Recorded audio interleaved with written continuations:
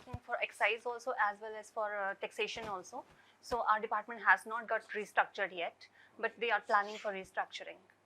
So thereafter, it will be excise department will be different and the GST part will be different. And which all laws, how many laws are you implementing? Acts, looking after, the department is looking after a few acts, including Punjab Excise Act. Still?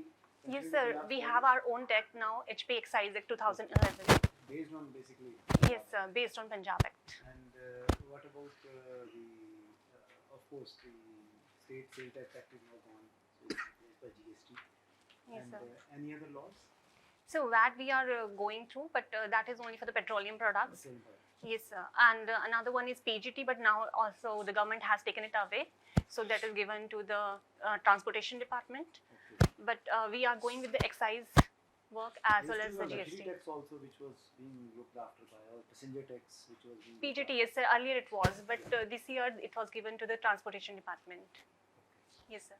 So it has become department specific. Yes, sir. Only department specific. And the luggage tax is being looked after by the tourism department. Yes, sir. They are looking after it.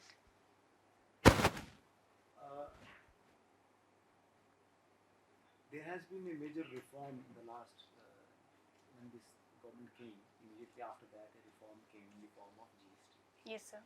Speak on the GST for about 2 minutes. How has it worked?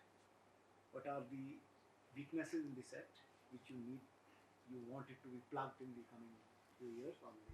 Because it's still evolving, the law is still evolving. Yes, sir. So many things, so many changes taking place after the GST. And lastly, are you happy that the VAT is still continuing for some products, Okay. particularly petrol and diesel, and also excise, your state excise act is there, but there is no, it's not covered under the Yes, sir. liquor and oil is not covered under the GST. Yes, sir. So, kind of stuff. So GST, that is a goods and service tax, which came into effect from 1st July 2017. And it was after 101st Amendment Act with which government has implemented it. It is actually a consumption-based tax. That is the last consumer who is consuming the goods, they are going to pay the tax. So it is basically, we say that destination-based tax, but that was also a destination-based tax. But the different thing it is that there is no revision. That means cascading effect of tax has been eroded in this tax, because earlier at every level the person was going to pay tax. At this GST, the last consumer is only going to pay tax, and the other people who are involved in the process, they are going to get their input tax credit. So that is the good thing in GST, that it has stopped the cascading effect of taxation. Many indirect taxes, they have been subsumed under it. Because of earlier there was a lot of confusion for the people also, that they are paying excise duty, custom duty, entertainment tax and other luxury tax, but now they are only paying GST. So it has solved the problem of government also, one nation, one tax it is. So that has another form also, like VAT. In all the states, every state has their own VAT tax rates. So that was creating confusion for the consumers also, as well as the retailers and the businessmen also. But now, as it's the GST, the only GST Council is telling about all the taxes, that what taxes are we going to have, the rates like 5% or 12% or 18% or 28%. So it is only one tax that we are going to pay in all the states throughout the country. So that is, I think, the best part of GST. Now, what the problems we are facing in GST, that is some people, they are making the fake bills, like input tax credit they are taking. Some companies, they are generating the fake bills, and that is where we are facing trouble in GST. We are not able to find that how they are creating those, like fake firms are there, and to find them, that is a big trouble for the department right now. And another part, I think there are certain, as it is still evolving, many amendments are going on in it. Day to day, GST Council is working on it. So I think still a lot of things are done, because some of the parts or some of the sections which are in it, they are still not proper. People are not getting idea about it, but the government has started many new schemes, like Tax Heart program has been started by the government. Then there is now the mobile app has been new mobile app has been launched by the HP state government. So that is going to help the department also. And I think as from the last year, we have also increased our taxation in GST. Like this year, we have gained 1.42 lakh crore from GST, which is 15% more than the last year.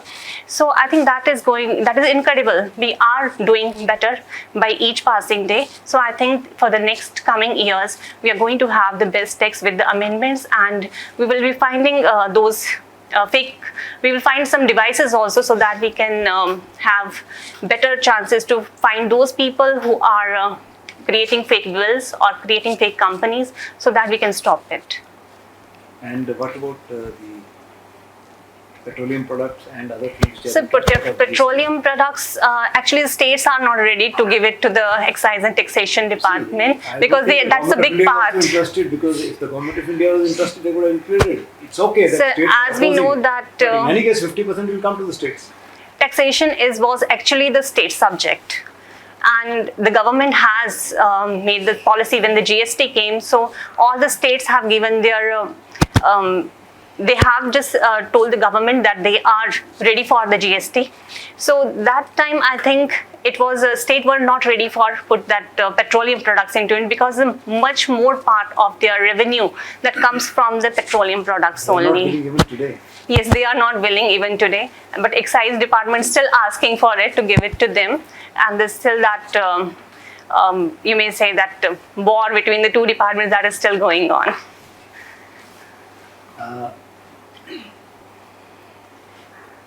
You are aware of what do you understand by the term gender equality? So gender equality means when the girls are given the equal rights as those are given to the male. And what do you think, whether this gender equality has been achieved in Indian society, and if yes, to what extent? If no, which are the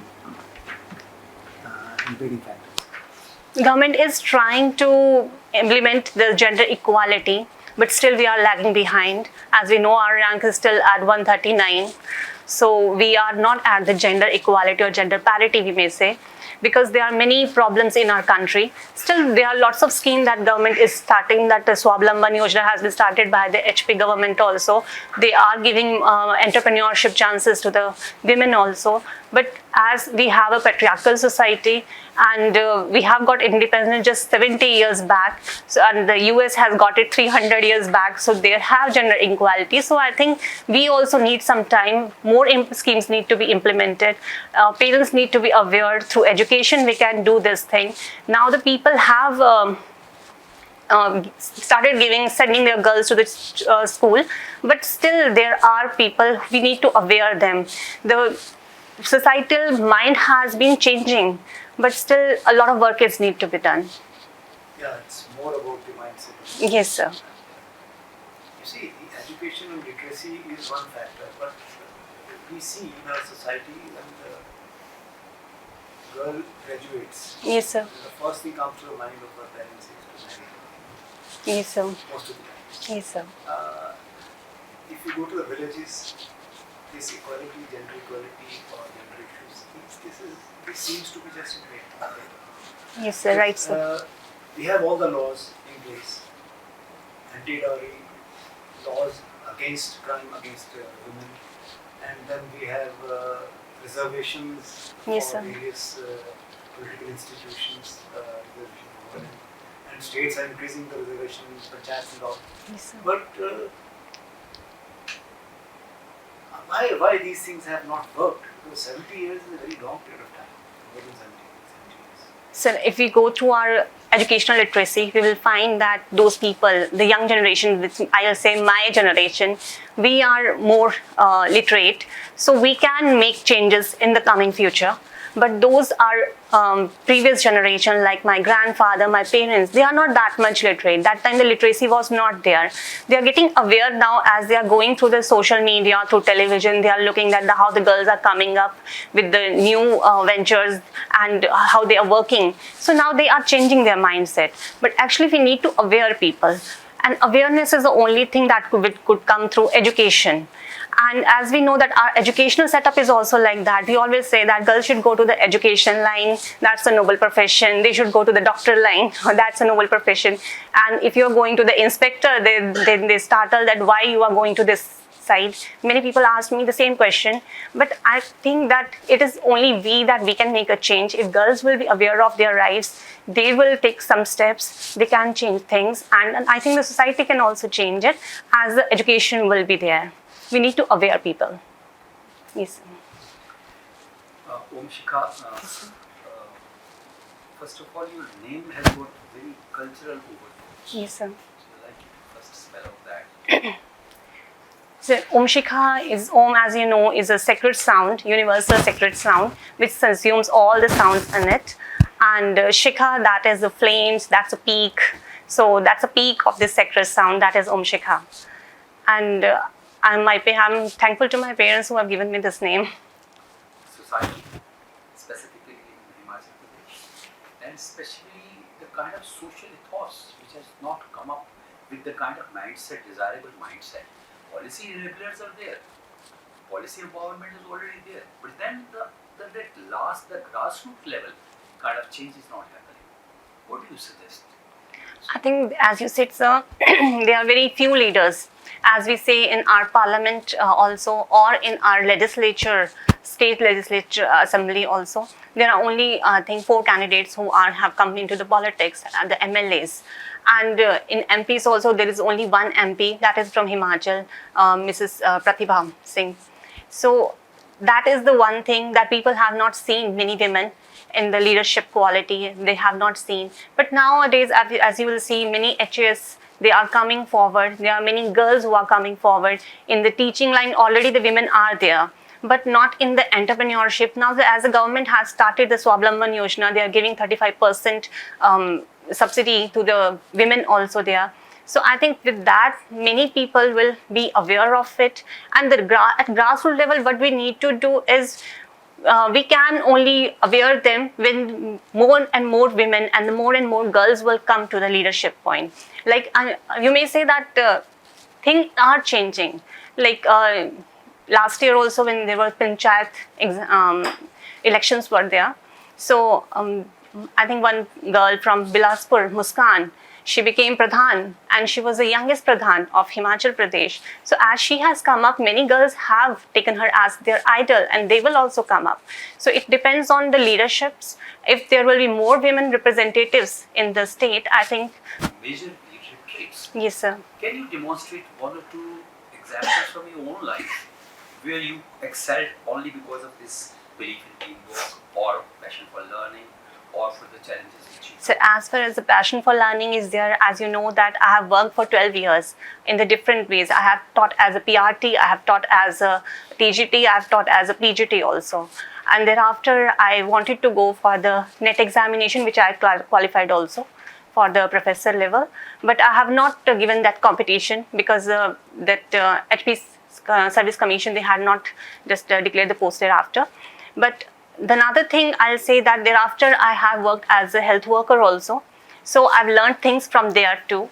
Then I come to the allied part and I'm working as a excise and taxation inspector. So there also I have a passion for learning, that's why I'm learning.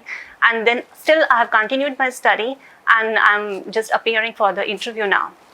Like I'm a Punjabi, so I know we are people who have been tailored, we have nationality in us, Yes, we sir. have that warriorness, and we have an agrarian society, also, Yes, sir. outgoing, exploratory. So vis-a-vis, how are you going to define the spirit of Himachal? Spirit of Himachal. Himachal is a very calm state, sir. It's a peaceful state and the people are there, they are which is reflected through the kind of character and peaceful, I'll say. It's a peaceful state. The people, they love peace there, they love brotherhood there, they love their culture and they just want to live in a piece only. They are not they don't have, can't say that they have the warrior spirit like the Punjabis have, but what they like is they like the culture, the nature, and they always just want people to come and enjoy that nature, that serene beauty of Himachal, and they just want to live in peace. So I think the peace is the main thing that Himachal has. As a teacher, zero will not be sounding good to a teacher. But this is a concept of net zero. Can you speak something about that? Yes, and net zero is regarding that we have to make our environment pollution free. And the Prime Minister has really made a very ambitious kind of an aspirational statement for 2070. What is that? We ask for. Yes, it's 2070 that we have kept a target that the Glasgow Declaration that by 2070 we will become net zero. We will make our environment pollution free. That means they are only, or no, sir. They are some kind of steps taken by the government. Yes, sir. They have taken the Panchamitra Siddhanta, and for that they have just made that the 45% of the carbon dioxide intensity, they will make it 45% intensity that will be reduced, and then the 50% of renewable energy targets that they have kept it for the 2030 actually. But net zero is just that they wanted to make our all the things renewable energy will be that the country will work on the renewable energy only. And by 2030 they have kept that Panchamitra Siddhanta, which we have said that we are going to make reduce our carbon dioxide intensity 45%, 50% the renewable energy that we are going to install in our country. And another one that he has said that we are going to, I think, sir, I'm not remembering right now the other two. Budgetary provisions were also made this time for the very first time in this regard. Can you recall? So, Gati Shakti program that they have started. That has a very whole well-being kind of an impact. I'm talking from this net zero, some climate action thing, some transition. So, budgetary provision has been made, that is energy transition and climate action. I think that the Gati Shakti program has been started for it. I have no idea of it. Sorry. Have you heard of Guwahati really taking up some kind of lead in this net zero project? What is that? Specifically, it's to manage the urban waste. So they are starting up the biofuel, I think, project. It's not bad. But okay, have you heard of this idea of circular economy? What is that? Circular economy is something like we are going to make use of each and everything. What are we consuming? Like in the pollution also we say that recycle and recirculate the things. In the same way, the circular economy is also working in the principle that whatever we are going to input, whatever we are going to give that input, we are going to get the output, and what output we are getting, that is will again be the part of the input. So that is a circular. We have been for over the centuries, India has been practicing the circular economy concept. Gram Panchayat was the kind of the focus, the nodal, and the decentralized agriculture, the organic farming as we call it today, was happening. Wasn't it a perfect example of circular economy? Yes, of course, that is a perfect example, but actually we have not given that much, we may say, strength or that much focus we have not paid on these small institutions like PRIs. They are lacking with the funds, they are lacking with the institutional mechanisms. So if we put those institutional mechanisms and we will give more funds to them, make them strengthen, we strengthen them, then we can say that yes, they are the parts of the circular economy. But because we have just made our act for the Gram Panchayats, you know, the PRI Act came in 1994, it's quite late, and even till now, we are not even giving them more and more powers to the PRIs. So if we will give them more powers, I think that can be more beneficial for the country. I learned that you have been to Shimla, Kerala and Jaipur. Yes, sir. Kind of diverse kind of culture we have. So actually, they were the only, I have traveled there, but I have not stayed there. So I have just confusion there in what was written over there in the DAF. I thought probably you have mentioned No, sir, I haven't stayed there. I have stayed only in Shimla. You stayed in Shimla. Yes, sir. But that do Yes, sir, but I have travelled. Yes, sir. Yes, sir. The diversity kind of things which you represent. Yes, sir. Okay, Shikha, you are from Kullu district. Yes, sir. Tell us something about Kullu district. So Kullu district is a beautiful district, as you know, that everybody comes there for the Kullu Manali, for the tourism purpose, and they always like to taste the cuisine of their trout fish. And there is Atal Tunnel also, which has been inaugurated by the government in 2019, and that has also opened the venture of the tourism for Lahaul and Spiti. So Kullu is not only famous for this, for its culture also. Kullu is famous for apple economy also. So Kullu has the hydroelectric projects, and so Kullu is in itself is a very diverse kind of culture you may see in Kullu. There is oldest democracy there is in Kullu at Milana. It is also infamous for the drug tourism also. So, but overall, if you'll see, Kullu has its cultural importance.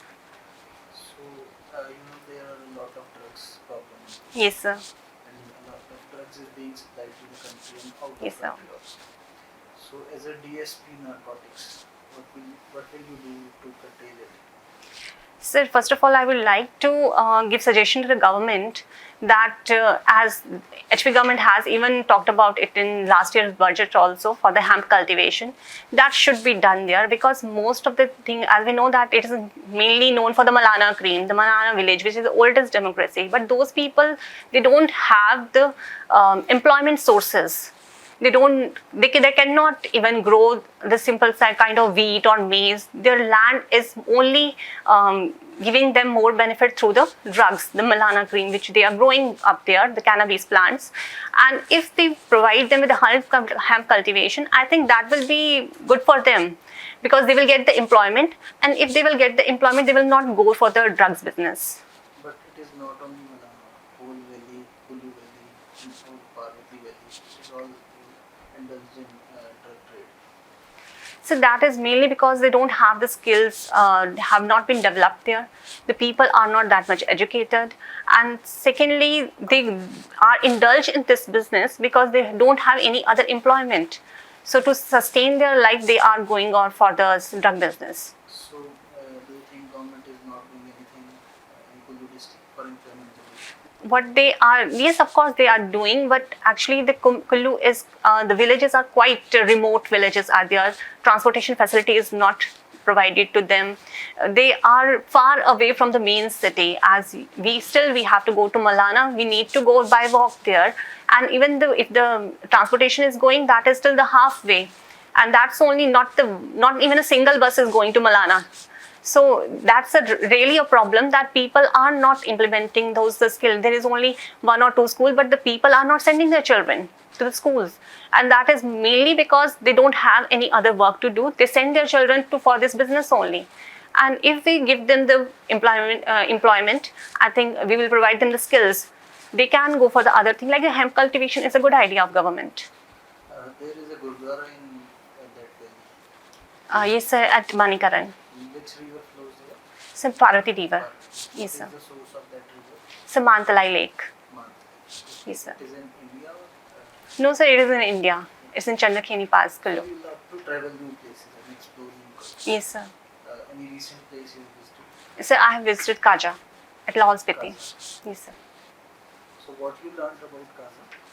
So people there, they usually speak the Bhoti language, and they mostly eat non-vegetarian food, because only that is quite, because you know that that's a dry place or a desert area like conditions are there. So mostly they are rearing sheep or goat, and they eat meat only. They are non-vegetarian. They love their culture very much. Most of the monasteries are there in Gaja district, like Dhankar monastery is there, Tabo is there, then Ki monastery is there.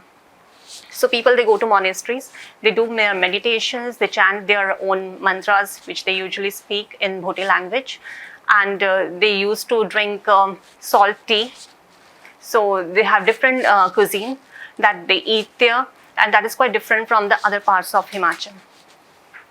Is there any World Heritage Site in Kullu district? Sir, there is a World Heritage Site, Great Himalayan National Park is there.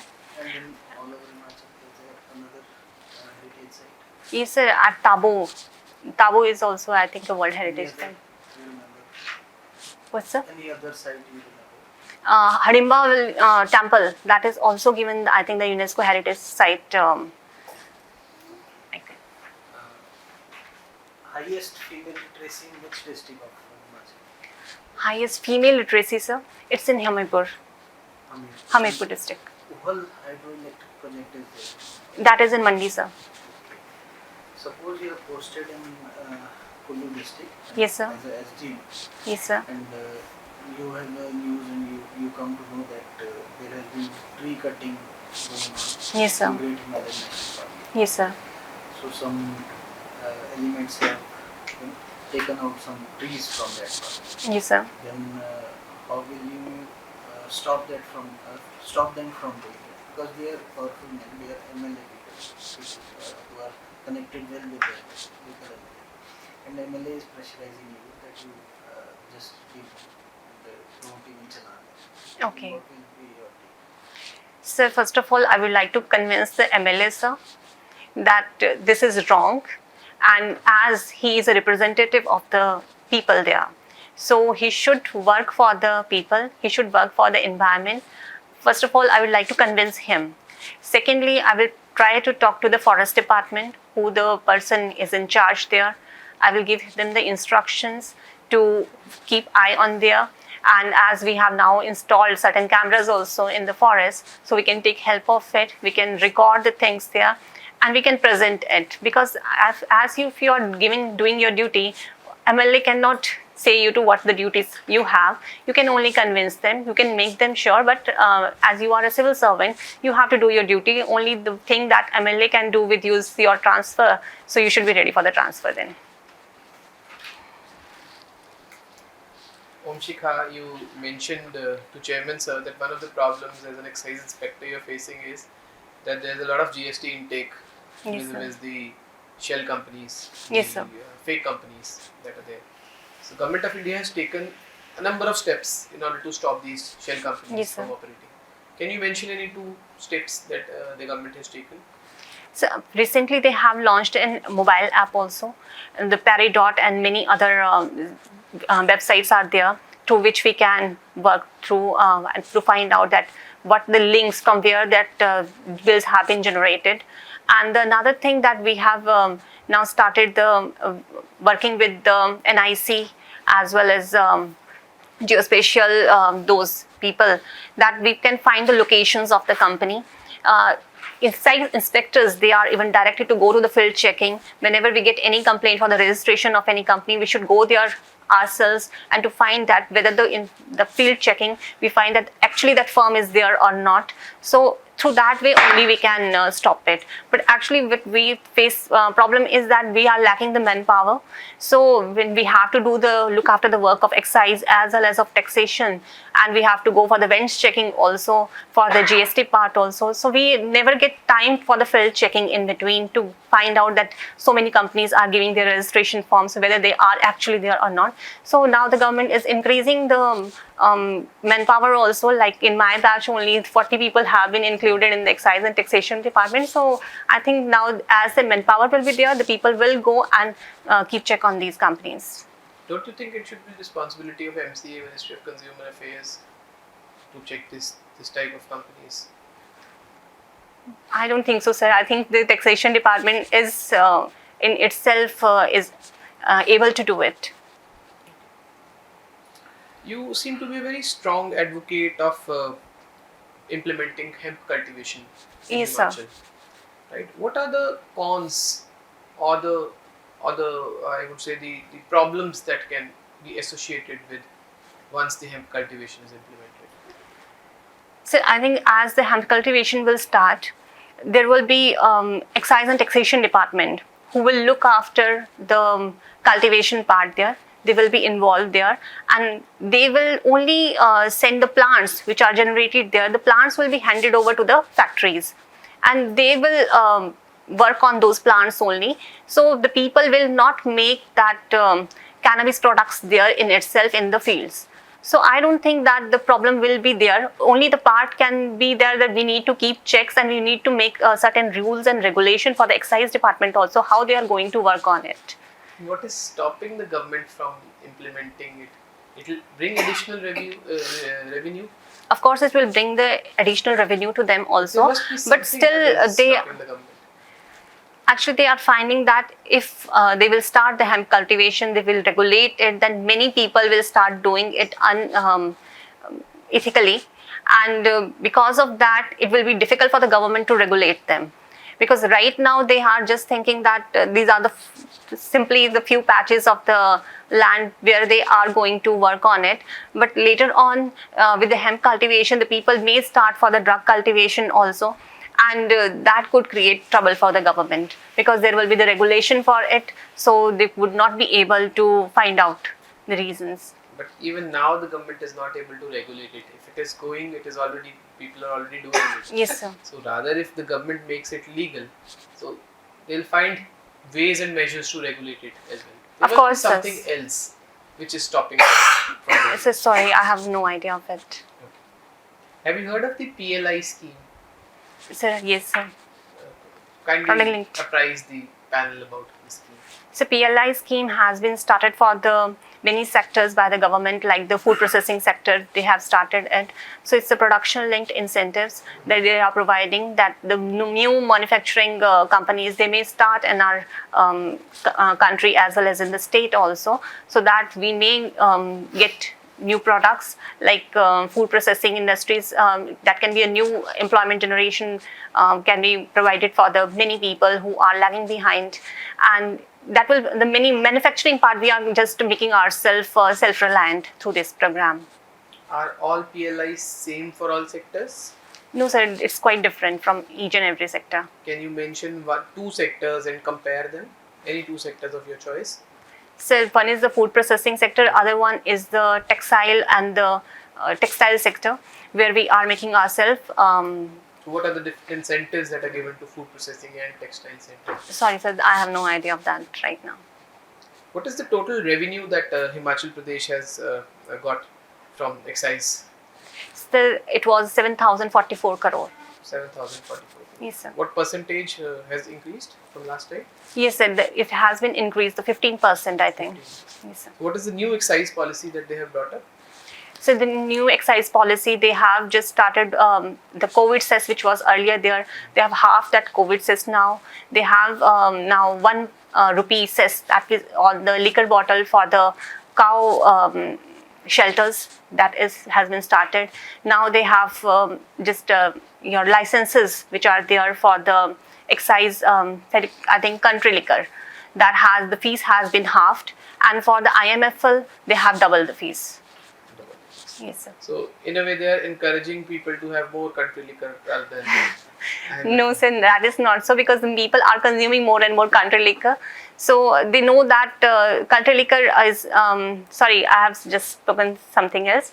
They are consuming more and more IMFL rather than the country liquor, and that is why they have double the duty on the IMFL and half the duty on the country liquor. What is the rationale behind it, behind encouraging country liquor? So the rationale is because most of the companies which we have here in the state, they are making the country liquor, and the IMFL we get it from the outside. So they wanted to make our companies here self-reliant, and so that the more manufacturing is there of the country liquor. You were mentioning Gati Shakti scheme while answering to Sir's question. Yes sir. So please elaborate about the PM Gati Shakti scheme. So Gati Shakti scheme, that is, we wanted to make the connectivity throughout the country, so that there's some more corridors can be opened, so that it may help the people for their transportation also, for business purpose also, and to make country more connected with each other also. So what are the steps that government has taken within this Gati Shakti scheme? So there are, I think, 6 pillars for the Gati Shakti program. Inclusive development is there, environmental protection is there. I think sticking to environmental protection under Yes, sir. Gati Shakti scheme, PM, our Honorable PM has mentioned something related to emission-free transport. Yes, sir. Are you aware of it? Yes, sir. So please tell me what it is. Emission-free transport means like we are going to make more and more electric vehicles into the system. Like FAME has been started by the government. They are making more electric vehicles. And another thing is CNG. Also, we are using CNG in our vehicles. So emission from the factories also, we are seeing that the coal factories which we have, we are going to install certain instruments there so that the more and more people are of the companies, they may install those instruments in their factories so that the less emission of the carbon dioxide or the other hydrocarbons is emitted from their factories. Another thing is the emission-free environment. We can say like we have started the Green Suvidha Yojana for the people. Specifically to the movement, to the goods and people's movement. Yes, Nai Roshni, like many schemes are there. We are going for Gati the Shakti mission. Under Gati Shakti mission, there is something, a special package has been given to the hill states. Yes, sir. Are you aware of that? Yes, sir. Special package has been given to the hill states where the people, they are going to more work towards the hydroelectric like projects. Instead of that, the runoff river projects will be there. I'm just sticking to mobility. To the mobility. So, like we are related to ropeways. Yes, sir. Parvatmala is there. So 8 ropeways have been sanctioned by the government, and 4 we have got in Himachal only. What are those 4 routes in Himachal? Sir, I'm not aware because I don't think those names have not been announced by the government of those 4 ropeways. They have been announced. Sorry, sir, I'm not aware of it. What is Amrit Kal? Sir, Amrit Kal, that is 75 years of independence we have got now. So our Prime Minister has said that till we get the century, the next 25 years will be Amrit Kal, in which we are going to make our country self-reliant and we are going to be self-sufficient in the next 25 years. So that will be the sufficient in terms of? Sufficient in terms of food security, you may say, in terms of, yes sir? We are already there? Of course, we have got the food security, but still we are lagging behind as in the poverty index, and we are still at the lowest place of the nations. And even in the hunger, we are still at 101 place. So that position we have scored. So we are going to make our country free from all these things in the next 25 years. That is what Amrit Kal is saying. Okay. What is UPI, Shikha?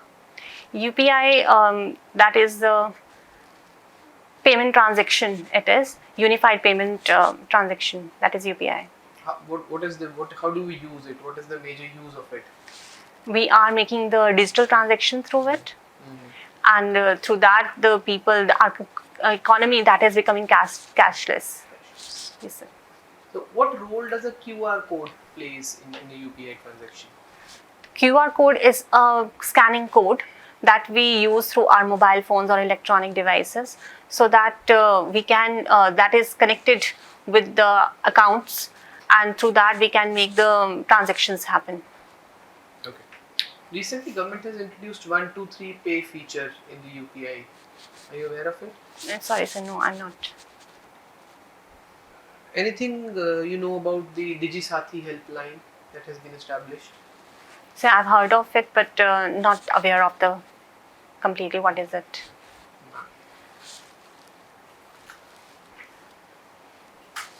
Shikha, you said that you visited Kaza recently. Yes, ma'am. Have you visited any bridge in Kaza? Bridge, ma'am? Famous.